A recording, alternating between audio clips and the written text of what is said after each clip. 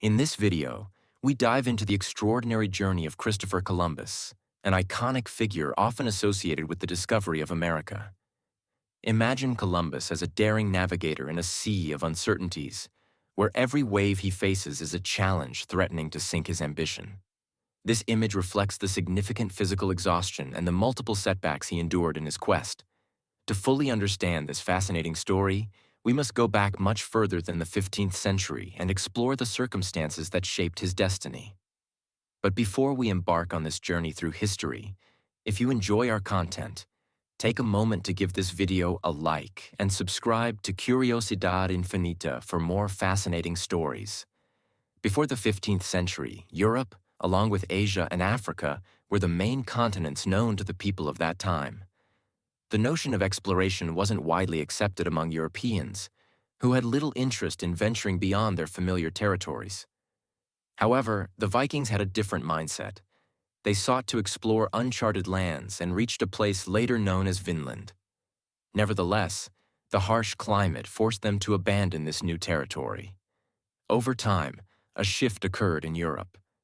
It was considered unacceptable that the lands described in their sacred texts were under Muslim control. Thus began the Crusades, a series of brutal religious battles. Beyond these efforts, Europe was rich in various resources, but notably absent were tomatoes and spices. Products like cotton, silk, and fine porcelain were produced exclusively in China and India, which sparked a growing interest among Europeans in seeking these goods. Merchants faced long and dangerous routes to acquire these desirable items. Fortunately, the Mongol Empire maintained relative peace, allowing merchants like Marco Polo to travel and document their experiences in Asia. However, inflation soon arose due to disruptions from Arab traders, and with the decline of the Middle Ages, the Ottoman Empire tightened its control over trade routes. The fall of Constantinople posed a significant challenge for European merchants, as the Ottomans restricted access to Eastern trade. In response, the Portuguese became pioneers of navigation, developing advanced ships like caravels that facilitated longer voyages. Under the guidance of Prince Henry the Navigator, who established a school of navigation and astronomy, many aspiring sailors came to learn, including a young man named Christopher Columbus. Christopher Columbus, originally from Genoa, began his maritime career at an early age. He eventually moved to Portugal, where he continued honing his navigation skills. Columbus later married a noblewoman named Filipa, with whom he had a son, Diego. A fervent admirer of Marco Polo, Columbus frequently read and annotated Polo's accounts, particularly captivated by the mention of Cipango, or Japan. His ambitions were fueled by a letter from a mathematician to the King of Portugal, suggesting a route to the Spice Islands by circumnavigating the globe. This proposal gained importance as it implied the possibility of reaching Asia by sailing west.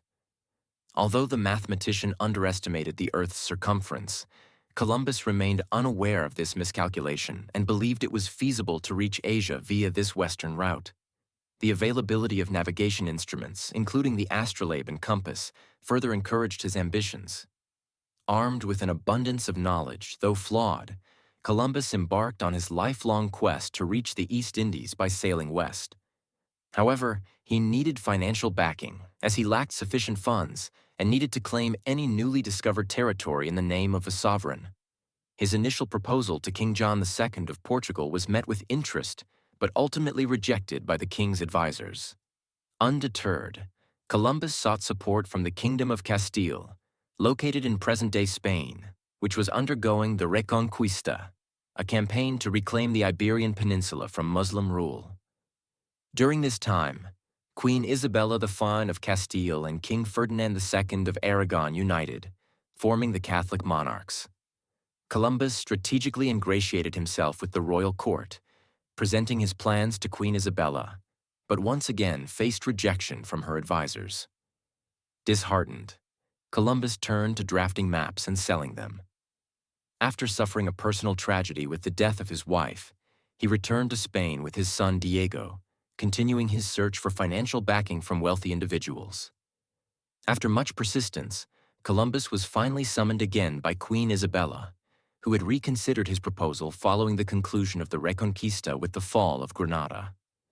Columbus's project was approved, and the terms were set. He would receive 10% of the profits, be named Admiral of the Ocean Sea, and be appointed Viceroy and Governor of the newly discovered lands.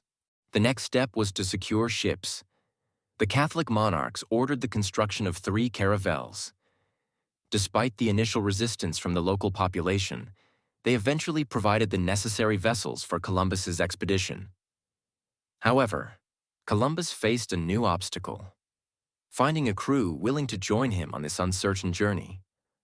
Fortunately, the Pinzon brothers, renowned sailors, agreed to join Columbus's adventure, attracted by the promise of excitement. With their help, Columbus secured a crew, and on August 3, 1492, the 3 ships, the Niña, Pinta, and Santa Maria, set sail for the Indies. As the journey progressed, mechanical problems arose, including a broken rudder on the Pinta, which was repaired. However, the crew began to grow anxious as weeks passed without sight of land. By October 9th, the crew was increasingly restless, on the verge of mutiny. Just when it seemed the voyage might end in failure, land was spotted. Columbus and his crew had reached the New World, though they initially believed they had arrived in Asia. They encountered indigenous peoples whom they mistakenly labeled as Indians, believing they had reached the East Indies. The island was named Guanahani by its inhabitants, but Columbus renamed it San Salvador, marking a pivotal moment in history. Columbus described the natives as friendly, innocent, and welcoming, though their languages were very different, creating a communication barrier. Eager to find gold, as he had been informed that Asia was rich in wealth, Columbus inquired about its location, leading him to explore more islands, where he encountered more natives who directed him further south. As Columbus continued his explorations, he documented the lush and fertile lands filled with resources, but noted the lack of precious metals.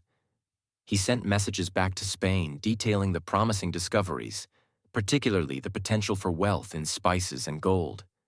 On October 28th, guided by his outdated maps, Columbus reached a large island he called Juana, which was actually Cuba. He continued searching for riches and asked the local inhabitants about gold and spices. His efforts met with varying degrees of success, including the capture of several natives to serve as guides. After several encounters and explorations, Columbus reached another island, which he named Hispaniola, now the Dominican Republic and Haiti. The native populations welcomed Columbus and his men with gifts, showcasing their friendly nature. Columbus viewed the inhabitants as potential converts to Christianity, aligning with Europe's broader ambitions for colonization. Ultimately, Columbus's voyages set in motion significant historical transformations, opening the Americas to European exploration and colonization. His discoveries sparked curiosity and ambition throughout the continent, shaping the course of history for centuries to come. If you enjoyed this journey through history, don't forget to give this video a like and subscribe to Curiosidad Infinita for more captivating stories.